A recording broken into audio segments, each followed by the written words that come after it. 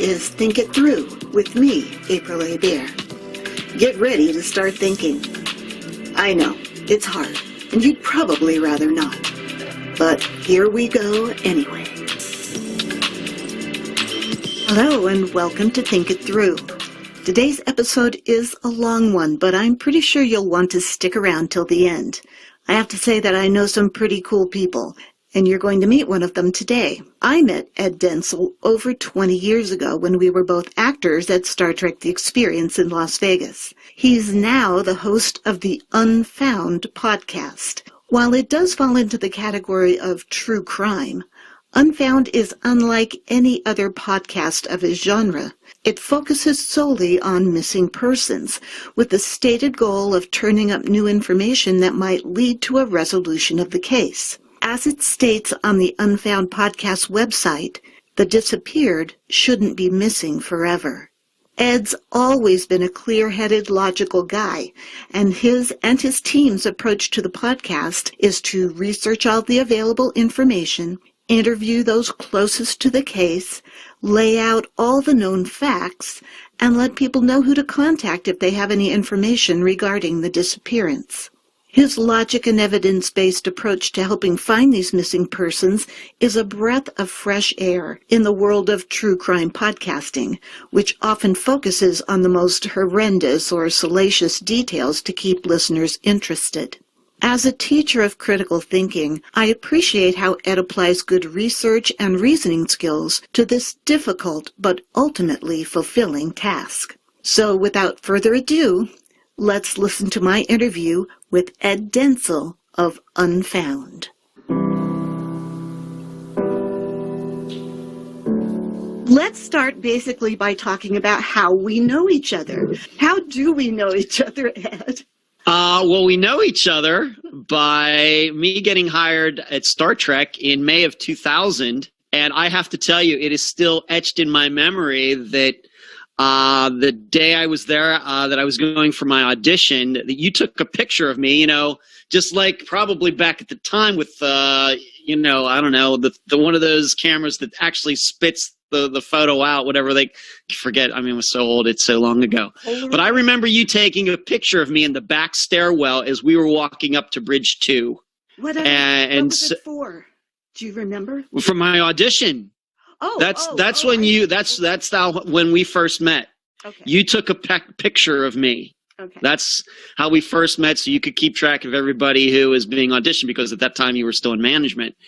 And that is how we met. And then we ended up working together for 4.5 years until I left there in October of 2004. So I was there about 4.5 years. Of course, everybody knows you were there for the whole time. Yeah. Well, we had fun at Star Trek The Experience. Oh, yeah, we did. I still call it the best job in the galaxy. It really, really was.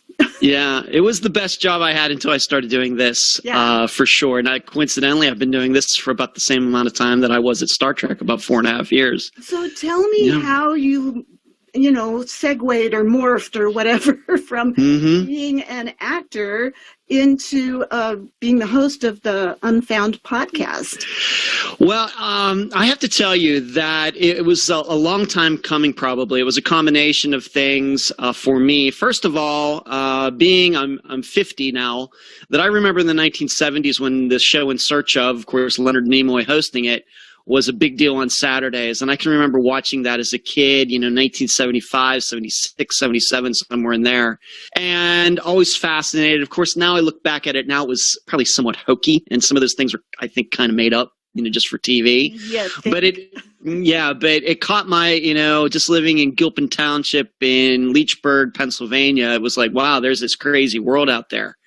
And then it moved into cops in the 1980s, unsolved mysteries. And then the internet came along, and I loved looking up, mysteries of the world, things disappearing, Amelia Earhart, things like that. And then on top of that, that was combined. I always had an interest in that. But then a lot of the skills that I learned at Star Trek are ones that I use for the program. Probably one of the biggest is improvisation. And having to know how to do that, of course, back in the day when the ride would break down, we had to entertain those people. And you had to know how to talk and stay in character, because these people paid good money to be entertained, even if the ride's not working. So you're stuck in a room with 27 people, and you have to learn how to talk and off the top of your head. And we now know about acting. You know, what I learned is that acting is not about acting, it's about reacting. Absolutely.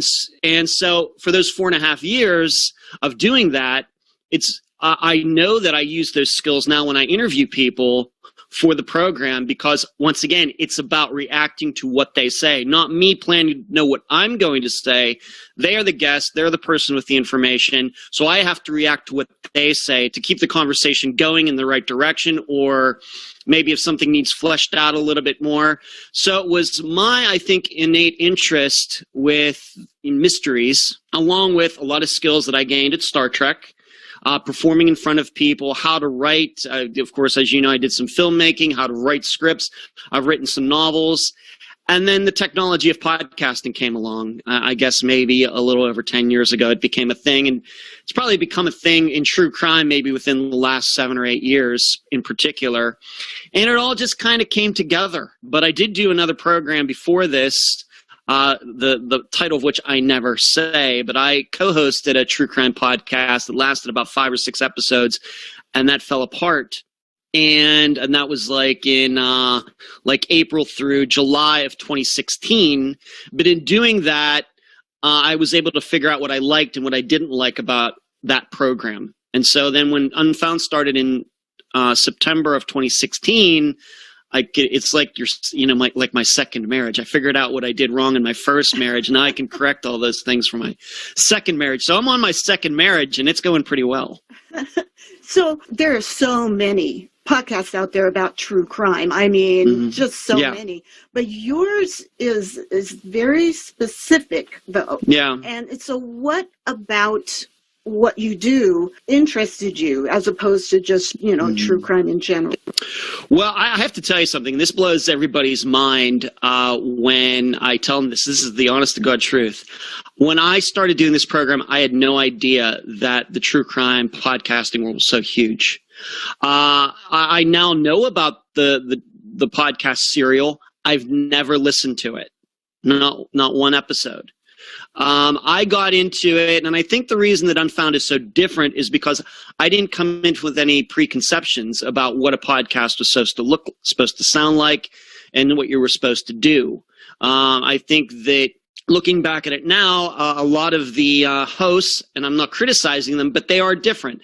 They speak with that very NPR's tone, very monotone, very soft. And all their programs are like less than an hour long or whatever else. And that's mandated usually by, somebody else.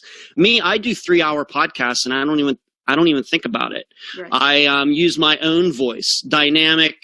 And in fact, I got some criticisms for that originally. He doesn't sound like a podcast host. He doesn't, is his voice too dynamic? He should be in theater or something. And I do come from kind of theater, so I guess that makes sense. Yeah. But being that I never listened to any other true crime podcasts, I didn't know there was like, quote unquote, a way to sound and what to do. And I think that's what makes Unfound so different. Now, as far as specializing disappearances,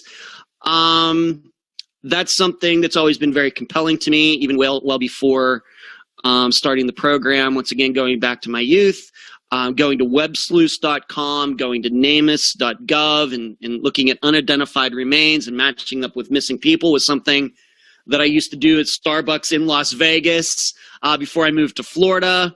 I'd be sitting there and just kind of hanging out, and that's what I'd be doing. That's just kind of where my mind went. I was never really interested in serial killers or the supernatural or anything. Disappearances just were very compelling to me. So once again, it's all that combined is how Unfound got made. You gave me a list of ideas that you wanted to talk about, but yeah. I'd like to start with what makes solving disappearances so tough. And we do need to start with the idea that the vast majority of people who are reported missing show up, basically. Yes, they do. That's true. Within just a very short amount of time. Maybe possibly deceased, but the most disappearances are solved fairly quickly. Fairly quickly. That's why that TV show's called 48 Hours, right? Because that first 48 hours, that's critical. Right. When someone goes missing. So less than a very, very short amount of time, except for a tiny, tiny percentage of those people. And these are the people that you're interested in. Right. So these are people that just never show up again. Right. What makes solving disappearances so difficult? This is my insight 4.5 years into this. And I love theories. If you're into the Myers-Briggs test, I'm an INTP. We love messing around with theories and things. We're called the absent-minded professors, and I certainly can be that way sometimes. The tough part is that in those first few days of disappearances, the people who are going to come back or be found alive or deceased, in those first few days, let's just say 72 hours, their disappearances look exactly like the disappearances of people who are going to be missing maybe forever. It all looks the same, at least to our perception as humans. Right. Okay? Now, if we were to plug all of this data points into a computer or something with an algorithm, like a chess program or something, it may be able to figure out someday how to weed the ones that are going to last a long time from the ones that aren't. But what happens is that most police officers, investigators, they'll work their entire careers, averages 25 to 30 years in law enforcement. They will never encounter a missing persons case that lasts longer than a few days. Most of them. That's how rare these types of disappearances are, even though they're still very important in how they destroy people's lives. Right. It's horrible. Yeah. It's horrible. Yeah. But what happens is that an investigator can go 15 years and never experience a disappearance. So what happens, you get very complacent. It becomes like the boy who cried wolf, in that, okay, here we go, another disappearance. Here's another worried mother about her 18-year-old daughter. She's freaked out. She didn't come home last night. And the police officer's thinking, well, in all my prior experience, this young woman's going to show up in a few days. Here she, maybe she had an addiction, or she had some boyfriend and they ran off to Vegas and got married, and they'll be back in a couple days, and it's no big deal. And a lot of times this is what these police officers who show up at these doors of these parents say. They say, oh, don't worry about it. Don't worry. She'll be back in a few days. And they blow it off because that is their experience. Yeah. That is their experience. From, once again, it could be 10 years, 15 years of never experiencing something like that. And then all of a sudden you have a real true disappearance where the person is going to be gone for a long time. And so I have a lot of guests on the program who have been insulted by police officers. In fact, it's well known, even though it's a disappearance that's not, that we've not covered. Jennifer Kessie, who disappeared in Orlando like over 15 years ago, she's still missing. Professional young woman in real estate, living on her own, and the police officer who showed up said, oh, don't worry, she's probably off with some guy. She'll be back in a few days. This is not the type of young woman who would miss her job, but this is what the police officer said anyway. Yeah. And this is common. It's only well known in her case because her disappearance is well known. This is happening all the time in disappearances that a lot of people don't know about, and many that we've covered on Unfound. So that's what makes trying to solve disappearances so difficult, is because the ones that are going to be solved quickly all on their own look like the ones that the police are actually going to have to put some work into eventually. But then it's 3 days, a week, a month. I mean, we had a disappearance, Eric Franks in Michigan, where his police report or his missing persons report wasn't filed for 10 months because his family was convinced that he was still alive out there somewhere, Wow. Okay. Yeah. No, I did a little research and I found that municipal and state law enforcement agencies have what they call best practices protocol that they follow when they're, when someone's reported missing. But it seems to me like what you're saying is that that protocol really doesn't address the major issues associated with long-term missing people. No, it doesn't. And once again, it's missing persons. The way I would explain it is they are rare. I'm not going to, sit here. Now, I know there are people out there who will tell you that it's happening all the time, and that they'll cite these statistics. And surely there's probably 100,000 unsolved missing persons cases in the United States, as far as back as we can tell that are true missing persons cases. And that's horrible, but it is in a country of 330 million people. Right. But they're still horrible. You're talking about like 50 years and, Right, that's right. Even longer than that. But still, and so it's rare, but they're important. And the reason they are important is because, of course, I believe a majority of these are murders, and they destroy families' lives. Oh, absolutely. If parents get divorced because of a child going missing, family members, take on addictions, they commit suicide, of course, suffer from depression and everything else. So it's not just that missing person who has probably been damaged and harmed. There are a lot of other people who are still around who aren't missing, who have been harmed as well because of it. And that's why I think that we have to get a better handle on this in the United States, because a lot of these people, their lives have been ruined. So you have, it says missing persons theory here. You discovered over, the 4 years you've been working on this podcast. That even the FBI doesn't really have any kind of profile about them. No, they don't. What they do is they have theory on serial killers. We've all heard about criminal profiling. We have theories, though, that are very solid regarding crime in the United States, why it happens, where it happens, who does it. And I think that we have enough disappearances that we can start to draw a lot of inferences from them and try to compare disappearances that are similar.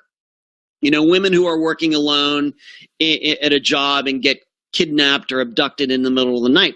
That's not the most common, but that's a thing. There are certainly enough instances like that where we can start to draw inferences about who does this, why was it done, using how long was the woman working there, what was the nature of the job, did she ever have any complaints about any customers in the past, on and on and on. These things aren't done because, once again, I think a lot of people, law enforcement, look at the numbers and say, well, this isn't worth the time to put into it because we have all these other issues going on. And these disappearances, there's just not enough of them to care about that deeply, even though the FBI is responsible sometimes, of course, for children when they go missing, or any disappearances that could cross state lines. But still, these are crimes that people are getting away with. And that's all we should care about. But nobody's working on that. Nobody's trying to draw any conclusions from, for example, disappearances that are solved. What can we learn from these disappearances that are solved after 20 years and the remains are found buried in somebody's backyard? What can we learn? And then can we go to other disappearances that are still unsolved and say, well, you know what? Maybe what happened in this one that's solved happened in these 10 over here. And that gives us new lines of inquiry. I don't know of anybody who's doing that. Wow. I could not tell you anybody at any level of law enforcement in the United States that's doing something like that. Well, you should do it. Well, I am doing it. There's only 24 hours in a day, 7 days in a week. And I certainly probably am the only person out there that's talking about missing persons theory and how you can go about, forming theories and drawing some inferences and maybe some decent conclusions about narrowing down the possibilities of what could have happened in a particular disappearance. But as you say, if you have enough examples of, people who were eventually found either alive or dead, you should be able to, given all that information, that data, be able to compile, some kind of profile of... That's right. Not just the person that took them, but the missing people themselves. That's exactly right. I can tell you that just off the top of my head, the number one reason people go missing is because they're in relationships. I can tell you that single people, as long as they stay away from drugs and addictions and everything, they have a less likely chance of going missing than people who are in relationships. Relationships are the number one cause of disappearances, mainly, of course, men causing the women in their lives to disappear. either the woman takes off and doesn't want to be found, or right, or the guy has done something to her. Right. Yeah. That's number one. And then second and third, people with risky lifestyles and drugs would be second. I think a lot of people would think that those are number one, but they aren't. It's certainly relationships. No, I think domestic violence is domestic violence, sure. And it does, domestic violence that goes so far, but when you find out in some of the disappearances that we've covered, there was no history of domestic violence in that marriage or relationship until the day the woman went missing. And then the guy starts telling all these weird stories about how, she took off. Some guy came in a white truck and picked her up and just took her off. Can't describe the truck, can't give a license plate number, doesn't know who the guy was, but we're supposed to believe this, husband or something. Mm-hmm. So domestic violence in a way, but you'd be surprised how many of these disappearances where guys start telling weird stories after the fact, the relationship had no history of domestic violence. Wow. But obviously you could call it domestic violence was the cause of her disappearance. Yes. A fight that went, too far. Yes. But then drugs. And I think that's, something else that we need to mix in here is that, how do I say this? Law enforcement just really is not motivated to find what they call junkies and addicts and prostitutes who go missing. I'm not saying that every police officer in every jurisdiction in the United States thinks that way, but it's enough to matter. It's certainly enough to matter that they take the disappearance of 10-year-old children much more seriously than a 22-year-old prostitute who has a heroin addiction. Even though the people who are left behind, the parents, family members, or friends, feel the same way. Obviously, we have Amber Alerts and everything else for 10-year-olds, but if a 21-year-old prostitute goes missing, they'll say, oh, well, we don't know what to do. We'll take the report. Hope she turns up. Good luck. And that's it. That's really it. But on the other hand, and I try to see both sides of it, the issue is, especially with addicts, they do disappear sometimes and then come back. And then sometimes they don't come back. They'll be gone on a 3-day bender, come back, everything's fine for a week, and then they'll go away again for 3 days and come back. And then those 3 days, the next time turn into 5 days, then a week, then a month. And it makes it difficult, but still, there's something that needs to be done. Yeah, I mean, I can see what you're talking about, and I do like that you try to see the issue from both sides. Yes, even though the police... I try to. I try to. Necessarily doing everything they can. They may not be able to. Their hands might be tied in certain circumstances. They only have so many things that they have the time, and the resources to do. So honestly, that's kind of where you come in. That is kind of where I come in. And in addition, at least here in the United States, it's not against the law for some adult to walk out of his or her life. Right. That's not against the law. And, as I've stated, it's not against the law until they don't pay their taxes. And then the IRS is like, well, where's our money? And then it becomes an issue. Until that point, people are free to do this. And I will say that we have covered some disappearances where I think that somebody did walk off to start a new life because things weren't that great. But they're not that common. There's no facts in any of the other disappearances that I think those are what I call walk-offs for people starting new lives, in contrast to a walk-off where somebody's going to commit suicide or walked off to do drugs somewhere and overdosed and their body still hasn't been found yet. I think that it would be difficult, particularly these days, to just walk out of your life and start a new one. Well, you'd think, but it's just within the last few years, we've discovered it. I'm even starting to open my mind up to the idea that people walking out of their lives and starting new ones or staying off the grid somewhere is probably at least a little more common than we think. I'm not going to say that, if it's 0.5% of the, maybe I came into this thinking it's like 0.05% of the entire disappearance disappearance community of people who've disappeared. Maybe I can bump that up to like 0.1 or something. But it's certainly, I think, more than I thought, because we're finding out more and more that more stories are appearing. I'm thinking of a young woman. I think she was like 14 years old from Virginia, didn't like her home life. She just on her own moved to New York City, and she changed her name. She was like very waspy, white Anglo-Saxon Protestant. She made herself look like she was Hispanic, changed her hairstyle, everything else, and she gave herself an Hispanic name. She got married, had children, and it wasn't until her kids got to a certain age where they started asking, hey, where's grandma?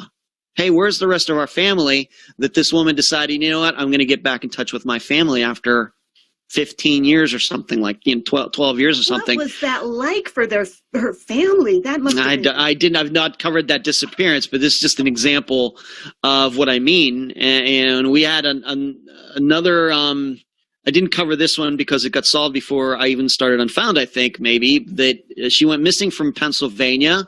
And then years and years and years later, this woman committed suicide in Texas. And here it was this woman who disappeared from Pennsylvania, that she had taken the name of a baby who died at birth in Oregon. And she got married, and she told her husband that, there's stuff in this lockbox that I don't ever want you to see. Don't ever look in there. And after she died, he opened it up, and it revealed that she was this woman from Pennsylvania. I forget the name now. But so there is proof that these things happen, but it's just rare. Very rare. Yeah, yeah. So why don't you just explain a little bit about the structure of your podcast? Sure. Like when you have an episode, what is it that you do? Sure. The structure has been about the same since the start of the program. And once again, this goes back to the program that I did before that, and just trying to think, well, is that the best way to do it? And I thought the best way for me to do the program is introduction right at the beginning, very short 30-second, 35-second, very general idea of what happened, and the music plays. And I love to work with themes. I guess that's my artsy-fartsy background. Creative background. I love to work with themes when I write and when I speak. And so I try to create a theme, kind of get people in the mood. As you know, you never know where people are going to be when they choose to listen to our shows. So I try to get them in that mood, for like a minute and a half. And then I go through the summary even deeper, a longer, maybe 3-paragraph, explaining who the person is, the details of the disappearance, and then some questions that people should be thinking about as they listen to the interview.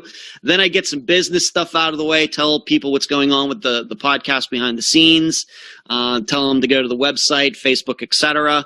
And then the interview plays. And the way I do interviews is that, as we were talking about before we started, that I do scripted interviews. And I don't mean scripted as I tell the people what to say, but an outline. We use outlines for every interview that I've ever done for the program, because I don't want to miss anything. I want the people to be prepared. They use those outlines as what I might call a cheat sheet. They can go down through it, the outline, before we start, to make sure they know where we're going. And those outlines are made from all the prior discussions I had with those people, because I take notes.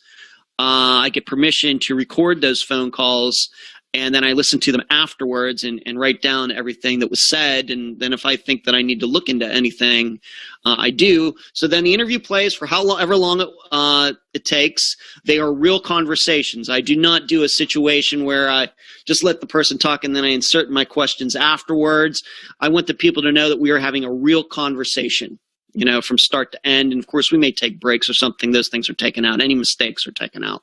And at the end, I will go through a very short 3 to 5 minute summation, just telling the listeners what caught my ear regarding the interview. And that's it. We don't do any theorizing on the program, because I like to make sure that the listeners come to their own conclusions. And what I found over 4.5 years is I start voicing my theories in public, and then it's amazing how everybody just starts thinking the same way. And I don't want people to do that. As I said, I think I've coined the term, if we knew what happened, we could just go solve it right now. They're listening to the interview, same interview that I conducted. People are smart. A lot of people take interest in disappearances. They can come to their own conclusions. So they don't need to be spoon-fed theories and everything. They can come up with their own, and nobody is right or wrong. I really like that about your podcast. I mean, as a critical thinker and someone who hopefully teaches people to think critically, you do a really good job of just laying out the information. And it's more about, look, here's what we do know, this, and this. And you don't, from what I can tell, you don't lead these people that you're talking to at all.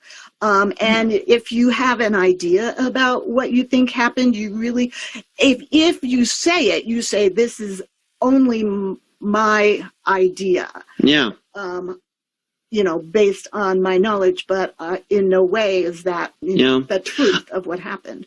It's funny. I think that the listeners probably be surprised how much, I wouldn't say that the discussions are contentious or anything behind the scenes before the guests are on the program. Surely not that. But I do try to get the guests out of their comfort zones.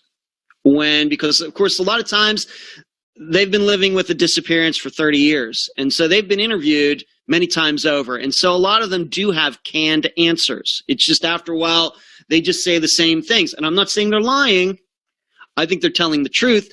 But sometimes I'm probably a little more confrontational with them regarding some of their ideas than probably other interviewers are. But that's, once again, part of the reason I do things the way I do is that we get that all ironed out beforehand.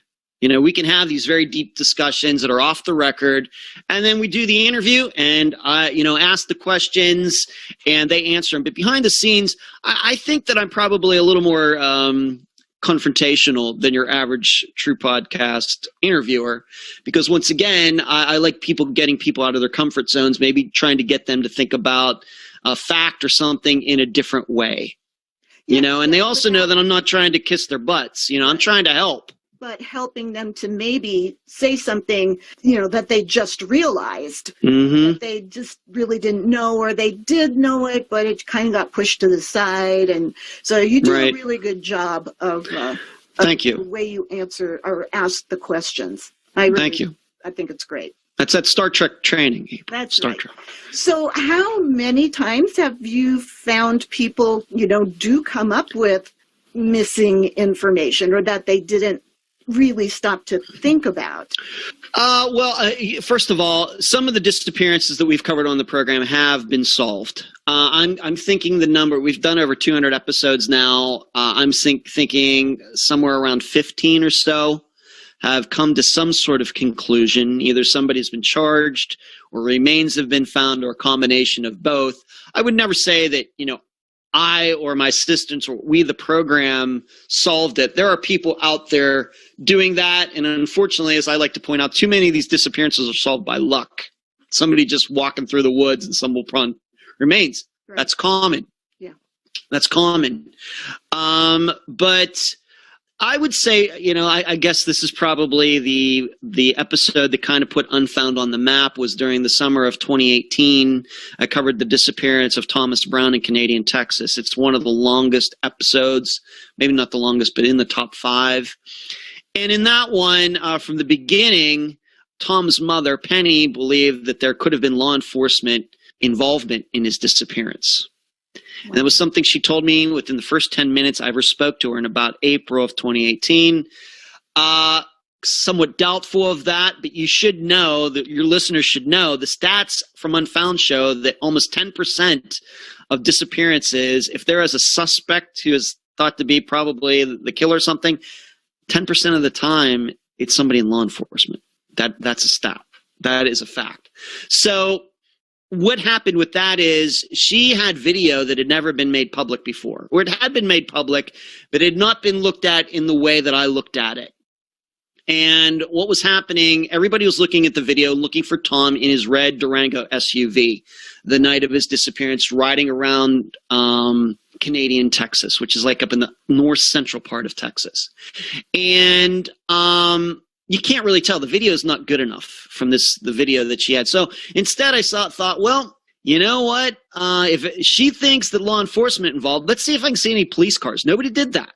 So I spent many nights looking through many hours of all these different angles of these videos, of this file that she sent me.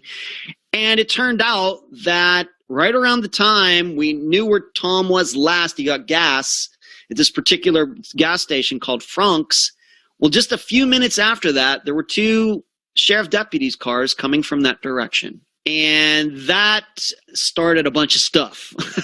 PG rated stuff. I'll bet. And no, what's interesting about that is I'm not even saying that I believe that any police officer or sheriff or sheriff's deputy had anything to do with the disappearance. But what it did was it certainly more supported what she thought. I'm not saying that Penny's correct. Okay, now you should know Tom Brown's remains were found in January of 2019, 12 miles away from where his Durango was found. 12 miles. And there were partial remains. No cause of death could be determined. But they're going to have a grand jury this year to find out if he was murdered or not. In the meantime, the sheriff of that county had to resign because he was caught lying about some other things. He admitted forging paperwork regarding the investigation into Tom's disappearance. Wow. A couple of the other, now on top of that, one of the deputies that I saw on the video that night just happened to come across Tom's remains. He's the one who found them. Now I've talked to it. I've talked to him. We get along perfectly fine. I mean, and one of my assistants is much more in contact with him, keeping, tabs on him and talking to him and everything. But this didn't help. Being that this started with Penny thinking that law enforcement had something to do with this disappearance, and then all these other things happen. You find out the sheriff was cooking the books on a lot of things. He was in over his head, and your listeners can go listen to that episode, Thomas Brown, from I think June of 2018. You can go listen to it for yourselves.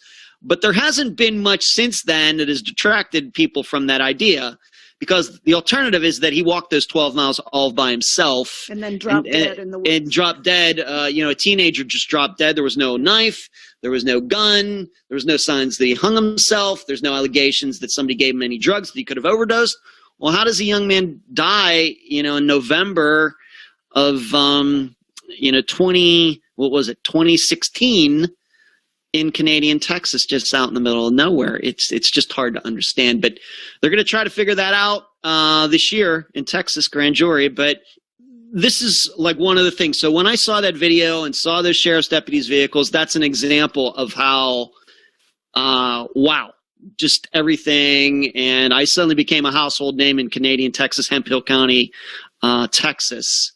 And that's why I think a lot of people found the program. So that's just one example. Yeah. Well, aren't you a household name now? Because the Unfound Podcast has been on national television. So. Yeah, 48 Hours. Yeah, I just talked about that this past week. That was a total surprise. That was not something that I knew was going to happen.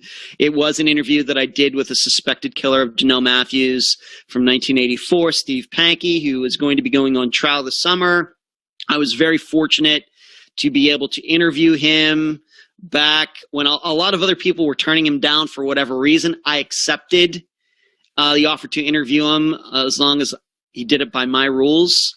And we did that in October of 2019. And then 48 Hours finds that interview and uses it for their coverage over a week ago. Yeah. Well, you got cred now, dude. You totally have. I guess, yes. So you talk about applying logic to what might seem to be illogical situations. Mm-hmm.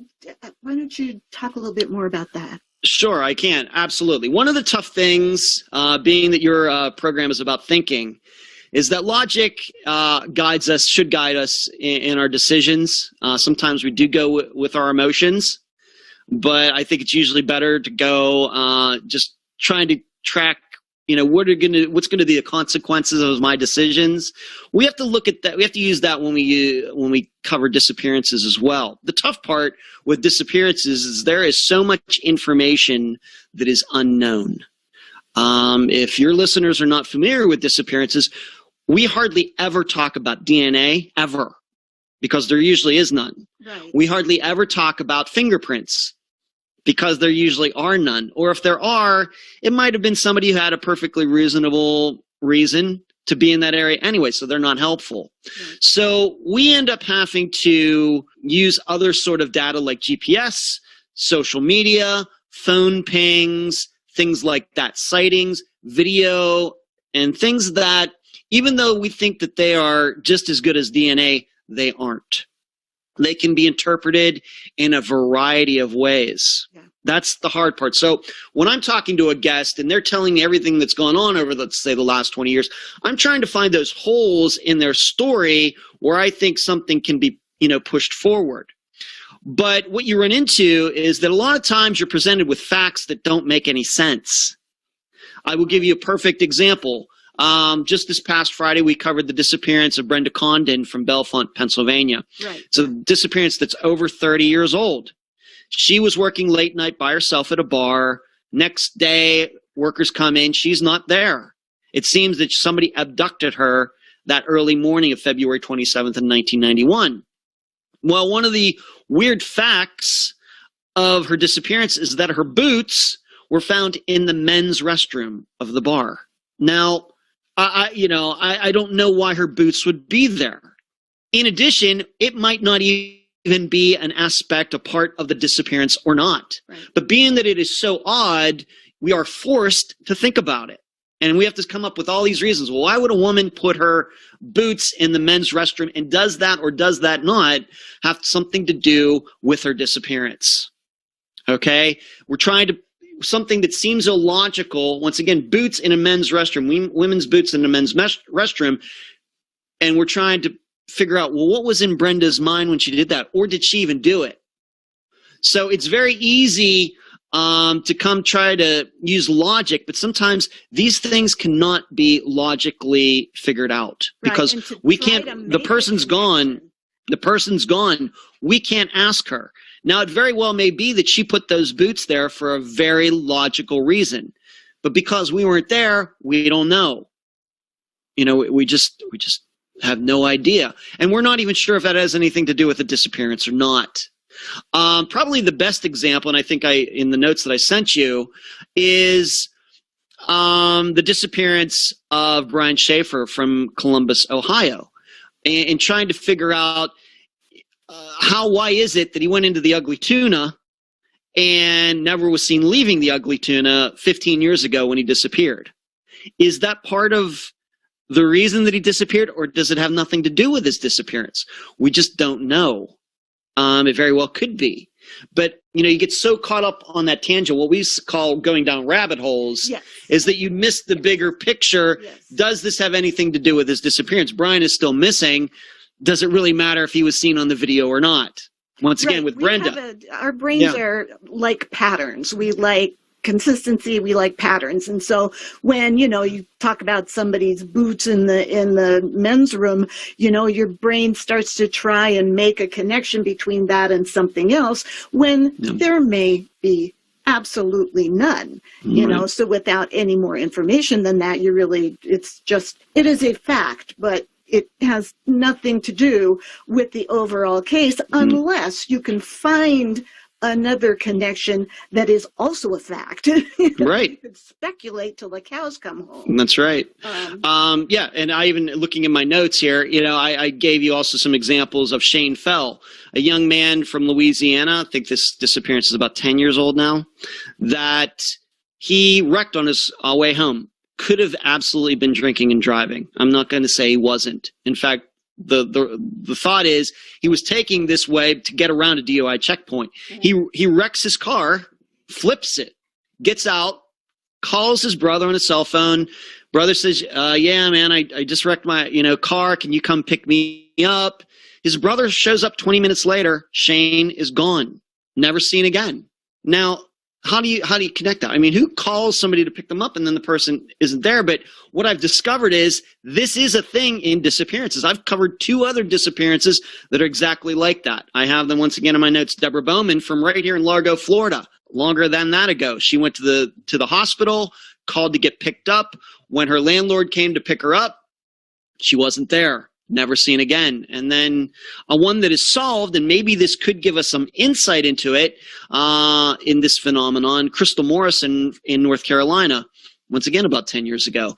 She was at work, wasn't feeling well, got to lunchtime. She called the guy, kind of a father figure of hers, who was watching her son, come pick me up. I'm not feeling well. Took the guy about, 20 minutes to get to her job. She wasn't there. Never seen again. at the end of 2019, her remains were found about a mile away in the woods. Here it seems she just walked off, and there was video of her being in a convenience store. So it seems that after she called from her job to be picked up, she took off. She went down to the Shell station like a half mile away to get something to drink, and then she walked off to these woods and died. And there's no evidence of foul play. Her family is very content to believe that she died out in those woods. A combination of being sick, she was a recovering addict, and it was like 100 degrees in that area of North Carolina that day. It was a combination of things that she might have had a heat stroke and just walked off into the woods and died. And the reason she wasn't found for this long is because her remains were on private property. The owner did not allow that area to be searched back at the time. She was found by some surveyors. They were going to be widening the road or something, so they had eminent domain. They went on this person's property, come across her remains. But you still can't explain why she would call. The guy's going to be there in 20 minutes, and she's walking down to a Shell station. No, there's no explanation. I mean, I just don't know. You can speculate, but we'll never know for sure.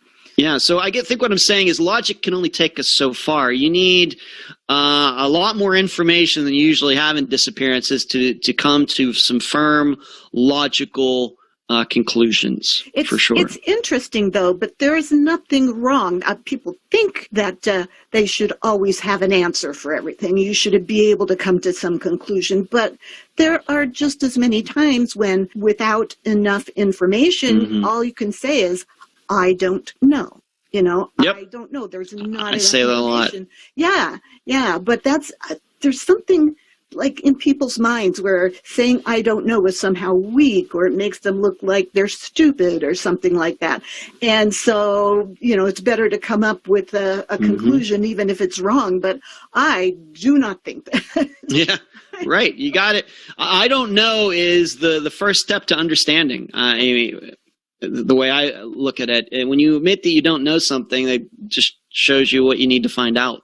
So, and you talk about how analyzing facts depends on culture, and I'm not quite sure what you mean when you say that. So, okay, this is fascinating. This is something that once again, you never know what's going to pop up in a conversation you have with somebody. I was talking to my assistant, Eric Grabowski. In fact, I don't even think he was my assistant at that time, but he was originally a guest of the program back in 2017 for the disappearance of Donna Mikulenko, and a woman who disappeared in his area of North Dakota. In fact, it's the oldest unsolved missing persons case in North Dakota. It's from, I think, 1968.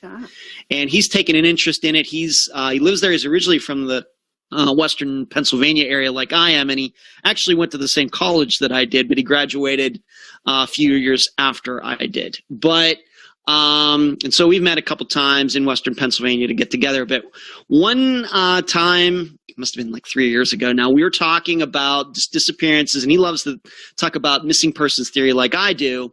And we were talking about Donna's case. And one of the facts about her was that although she was had children, and I don't know if she was married or might have been living with a boyfriend or something, but it was known to her family that she would go away once in a while for days at a time back in the 1960s. And then she'd come back, and her husband or ex-husband would take care of the kids, and she would go away and come back.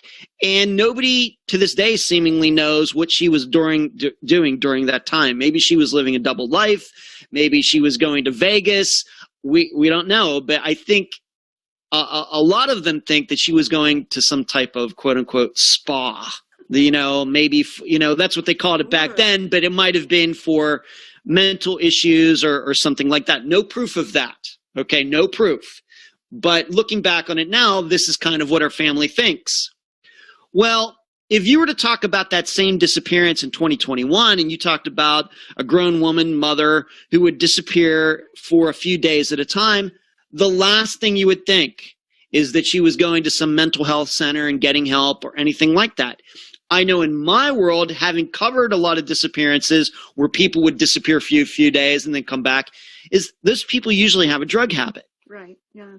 So you can have a set of facts in 1968 that make you think one way, But then you look at those same facts 50 years later, because things have changed regarding mental health and the stigmatization of that, or the unstigmatization of it, and the rise in addiction in the United States. And we know how addicts act, just how the culture has changed in those few areas can cause us to look at how a person's actions in a totally different way. I mean, couldn't be much more of a bigger difference between somebody going to get help at a health clinic, even though back then, once again, it was very hush, hush, hush.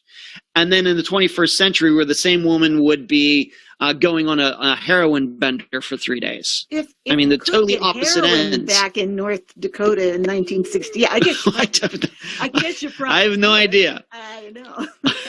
But that is how I think we have to remember that when we look at people's behavior and how we look at least in my business, disappearances. We have to look at the situation in which the time it happened. And so it's very extreme between 1968 and 2021, but we could even say something maybe even about, even if it were the 1980s, or if we wanted to even go back further, and I did cover a disappearance going back to the 1940s. The era, certainly, especially when it comes to women, because women have a lot more choices now, education, getting, advanced degrees, lawyers, mayors, vice president of the United States.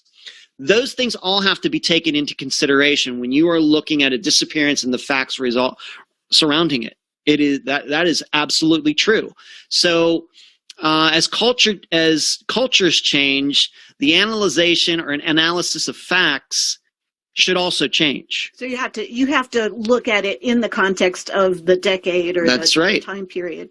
That's right, because I don't think there are any allegations that Donna, even though heroin was around in the 1960s, I don't think there are any allegations that she was an addict. Right. So it must have been something else. Naturally assume that she was. You wouldn't. She was or not. These days, absolutely. Right, yeah. Fascinating. Yeah. Okay, so let's move on to the Peltzman Effect, which I've never heard of. You've never heard of that? I have never heard of that. It is something in economics, and it's a form of cost-benefit analysis. In that, and a well-known example of this is car seatbelts. When cars were first mandated to have seatbelts back in the 1960s, it became law. Of course, you can look at old cars from the 1950s. If you watch like the Barrett-Jackson auction or the Mecum auction on TV, you see a lot of those cars do not have seatbelts, or there was a lap belts or something. Well, finally, we got the three-point seatbelt that we're all familiar with today. Well, they were doing a study of, how many people's lives is this going to save? And certainly seatbelts have been excellent, for car safety. There's no doubt about that. However, at least at the beginning, what was discovered is the deaths didn't go down. It didn't change as much as they thought. Why? Because as soon as you tell people that they can put these seatbelts on and they're going to be safer in crashes and they have more likely chance of surviving, what happens? People start driving faster. And so you drive faster, you're more likely then to get into an accident. And so that keeps the number of crashes and deaths at a level that's a little higher than they expected, given that seatbelts were once again eventually mandated. That's called the Peltzman Effect, when you don't take in people's understandings of things. And this is common through any part of living on Earth that you want to think about, is when you tell people that they can do something, we're going to do something that's going to make you safer, the more likely they are to push the boundaries. That is just something that is innate to us as humans. But it's most closely associated with seatbelts in cars in the 1960s. So what you're saying is that because we have so many things that you would think would keep us safe, like cell phones, whatever, that doesn't really change the number of people going missing. I mean, it has dropped, right? Well, it has dropped, but if you think about it this way, when I cover disappearances from the 1990s, rarely do we even talk about cell phones, even though cell phones, of course, were kind of a thing they started being a thing in the 1990s. Right. And of course, even in the 1980s, the very super wealthy had, very rudimentary cell phones. But you would think with the advent of cell phones in the 21st century, with video cameras, and of course, we don't need VHS tapes. We can just download it right to our hard drive, and cameras are so tiny, they're on our phones. All of these things put together, you would think what I would call the surveillance state, and I don't mean that in a conspiracy way. I just mean we don't realize how many, trail of breadcrumbs that we leave from everything that we do. You would think that disappearances would be zero between our cell phone usage, all of the traffic cameras and cameras I have in my building here, in this condo building that I live in, all over the place. Our social media presence, Google, pinging and all these things. You would think nobody would go missing at all. But what happens? Well, with the Peltzman Effect, you have people out there who are killers. And they know this stuff too. They know what GPS does. They know about social media. They know about video cameras. And so that's not going to stop them from what they want to do. So they find out ways to get around those things. So once again, it's the Peltzman Effect. The more you try to add safety to people, the more people who want to do bad things are going to find ways around it. And a very good example of this was just the disappearance we covered a couple weeks ago, Pearl Pinson. It's obvious to me that, and we now know from Fernando Castro's Google searches, that he looked up GPS and phones and turning them on off and everything. So when he attacked her, it was a stranger on stranger crime, which is very rare. Yeah. And he knew to leave his phones at home. He also knew she had two phones. Pearl had two phones. He made sure that they were left behind as well. So even though he had a phone and she had two phones, there was no tracking because he knew that GPS, if we kept the phones on, it would track him wherever he went. Now, we know almost for sure that unfortunately Fernando murdered Pearl. What we don't know is where she is because, once again, they weren't able to track him because he knew that he would be tracked after he abducted Pearl. So this is what we call the Peltzman Effect, that the better we try to make things, there are people that are going to try to get around them because, once again, of human nature, especially if you're a killer. Okay. Well, so you talk about signal and noise, I think we may have already discussed. We kind of touched upon that with Brenda Condon's disappearance. Right. When we look at a particular scene of a crime, of a disappearance, whether it's a house, a bar, a person's car, or whatever, how do we pick out the things that actually mean something, and how do we discard the things that don't mean anything? And being that I've talked about this, I think I've written about this before, there was an old Law and Order game on CD or something, maybe 20 years ago, over 20 years ago. I remember my sister Diane got it for me, and it was really good. But in that game, you had to go into a crime scene, and you had to figure out, well, what items are part of the crime and which ones aren't. Right. This is the same thing with disappearances. You're presented with a ton of facts. Which ones mean something and which don't? Going back to Brenda Condon's, the boots in the men's restroom. Does that mean something or it doesn't? And it's very important in trying to establish trends and theories regarding disappearances or anything else that you make sure that you're concentrating on the signal and not on the noise. And that I get that saying from, what's the guy that does the 538 blog, the very well-known pollster and him, but I can't think of his name, but he wrote a book called The Signal and the Noise. And the noise is everything that doesn't mean anything, and the signal is what you want to concentrate on. And it's very difficult in disappearances, once again, because we can't ask the missing person because he or she is gone. He or she would surely know what the important parts are and which ones aren't so important or irrelevant, but we can't ask him or her because they're not around. It's very difficult in disappearances to concentrate on those facts which really mean something, that are going to, point us in the right direction. So do you have any final words of wisdom about logic and reasoning? Well, what I like about disappearances, a guy who was on the program, his name is Tad Tobias. He is the foremost authority in the United States, and because it's the United States, because we're arrogant Americans, we think the world. That's right. He is the expert in no body murder cases. He was a former federal prosecutor. I still email him once in a while, but he has a website. But he's a specialist. So sometimes when some jurisdiction is wanting to prosecute a suspect in what they suspect is a murder, even though no remains have been found, Tad DeBise might be asked to come in and take a look at the evidence and everything. And even he says the disappearances are the toughest of the toughest cases that law enforcement ever has to work. Much more difficult than serial killers, much more difficult than any, child rape, child abuse, like with the Catholic Church, et cetera, et cetera, et cetera.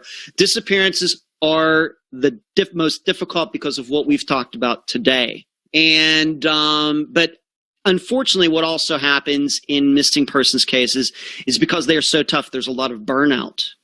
We also must understand that very few police departments in the United States have missing persons units. Only the biggest of the biggest. Chicago, New York City, Houston, LA. Most little jurisdictions do not. They have nothing.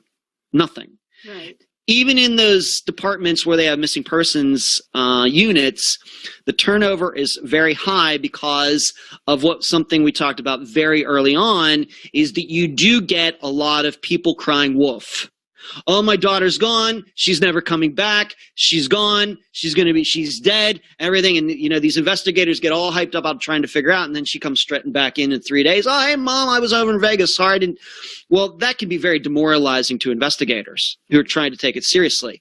And so it's not unusual for my guests, just even with disappearances that are 10 years old, to have 5 different investigators over 10 years. Wow. Getting passed on, and every time that investigator is learning from scratch. And every time you're getting further and further and further away from when the disappearance happened, which doesn't help either. Wow. So it's a double whammy. You chose the most difficult thing to do because you're Ed Dentzel. That's right. It's something that needs to be done. I cannot tell you how much this has enriched my life over the last 4.5 years. The people that I've met, this is my assistants, and what I like to say about my assistants, all of them are here by choice.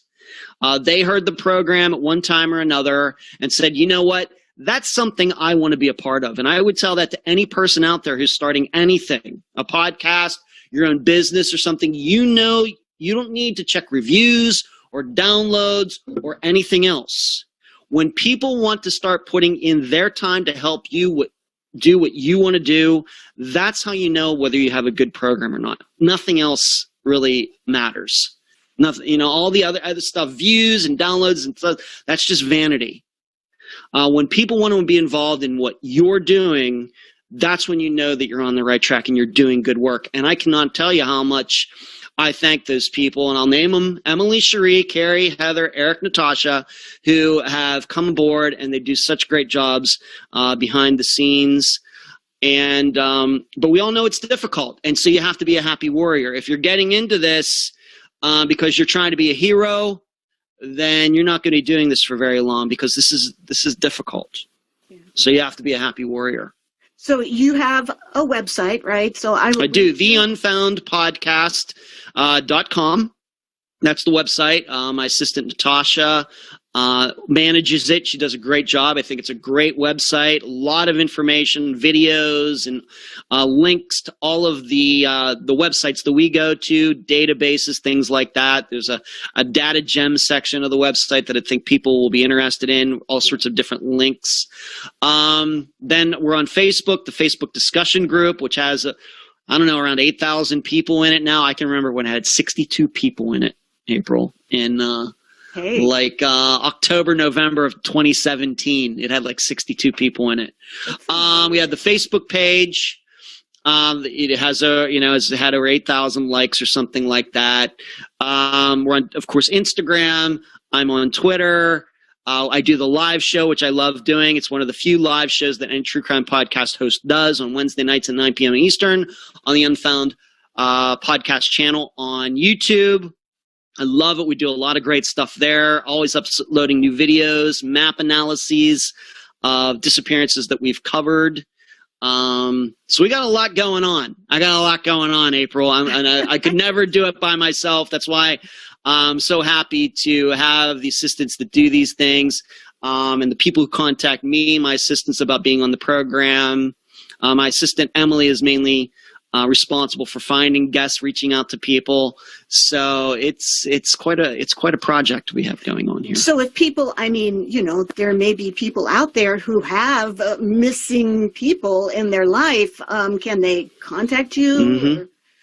Absolutely. You can email me at unfoundpodcast@gmail.com, or you can find me. Just find me on Facebook. I'm easy to find. I use my real name and everything else. I have a Facebook page, a private Facebook page, just like everybody else. Just look for Edward Dentzel. Send me a message, friend me, and we can start talking. And everything that we talk about will be confidential and off the record. The only thing that will ever be on the record is the actual interview we do for the episode. Well, this has been so fascinating, and thank you so much for joining me on my podcast today. Yeah, well, I want the listeners to know that April Hebert, one of my favorite people, I want them to know, one of my favorite people from working at Star Trek. We have a lot of mutual friends who I know think very, very highly of her as well. She is a hoot. I don't know that you know exactly the kind of persona she displays. I've listened to a couple episodes, but I'm telling you, behind the scenes, she's a hoot. She's a great person, and people think of her very highly going back to our Star Trek days. Thank you, Ed. You're welcome.